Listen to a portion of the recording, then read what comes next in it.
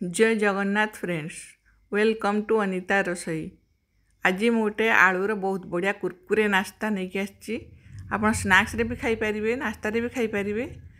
बहुत बढ़िया लगे, कुरकुरिया बहुत बढ़िया हम।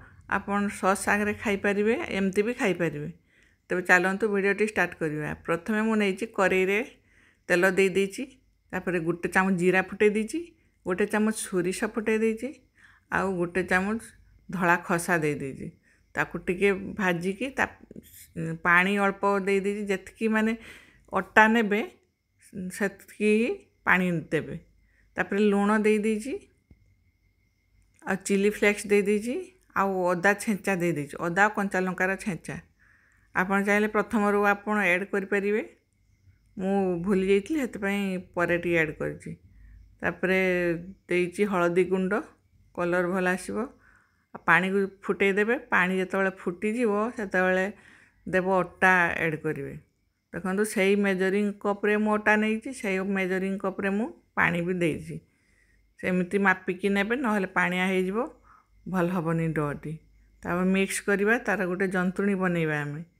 देखंतु मिक्स हे गलानी, भल से जंती दबा। तापर आमे गोटे प्लेट को बाहर कर दबा। देखो बाहर करिके ताकू टिके ठंडा करिवे। ठंडा कर साला परे सेथिरे टिके गोलमरिच गुंड गोटे चामच दबा। आउ धनिया पत्र किछि काटिकी देबे, थिबो जदि धनिया पत्र देबे, नहले कस्तूरी मेथी पत्र आपन दे परिवे।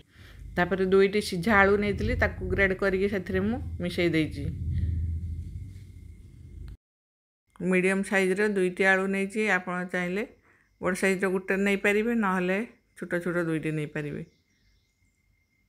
देखो भल से मिक्स करिया, ताकू माने अटा जमिति चकटंती गोटे डो बनैबा।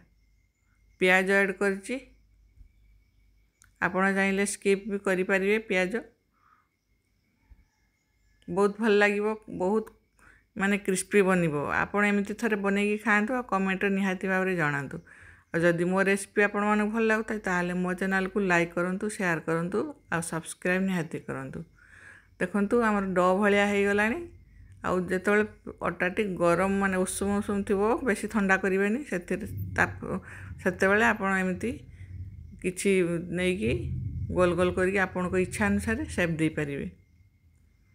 देखंतु मु गोल गोल करछि, बहुत बढ़िया लागिवो। निहाती भाबरे बनैकी खाआंतु, कमेंट निहाती जणांतु। एमती सबु तक मु बनै देछि। तापर कड़ाई गरम करिकी तेल दे देछि सेथिरे। तापर छाणी दबा आम। देखिए आपण आपे आपे ऊपर को आसी जीवो हमर सेही स्नैक्स। बहुत बढ़िया लागिवो, निहाती बनातु। आ बहुत चटपटा लागिवो, पिला माने बहुत खुशी की खाइबे। टिफिन मध्ये आपण देई परिबे। बेसी किसी झंझट नहीं। जदि फ्रिज रे आपण सिझा आलू रखिछंती ताहले 5 मिनिट भितरे आपणकर नाश्ता तैयारी हो जिवो। माने सखाळू आपण टिफिन लो छुआ मानकु दवा पई बहुत बढ़िया रेसिपी निहाती बनैकी पिला मानकु दियंतु, निजे मध्ये खाआंतु। आ स्नैक्स रे भी बनैकी खाई परिबे। किए जणे बंधु आसिले ताहले आपण माने फ्रिज रु आलू काढी आपण संगे संगे बनैकी देई परिबे। पियाजी पकुड़ी एवडा सब तो पुराणा हो गला ना, केते भी सेगुड़ा लोक खाइबे। एमती बनैकी खाआंतु, गेस्ट मानकु दियंतु, बहुत खुशी होगी खाइबे से माने। देखंतु दुई पट लाल हो गला। वर्तमान आमे काढी दबा। देखंतु केते बढ़िया देखाउछ ना, खाइबा को मध्ये सेमती टेस्टी थिला। तापरे मु नेक्स्ट गुडी को छाणी देइछि। आपण चाहिले कंचा लंका तो काटिकी भी देई पारिबे। जदि पिला मानकु दउचंदी कंचा लंका स्किप करिवे। मु कंचा लंका छेंचिकी देइछि, बेसी भी देइनि, अल्प देइथिली। देखंतु लाल हो गलानी। वर्तमान बाहर कर दबा।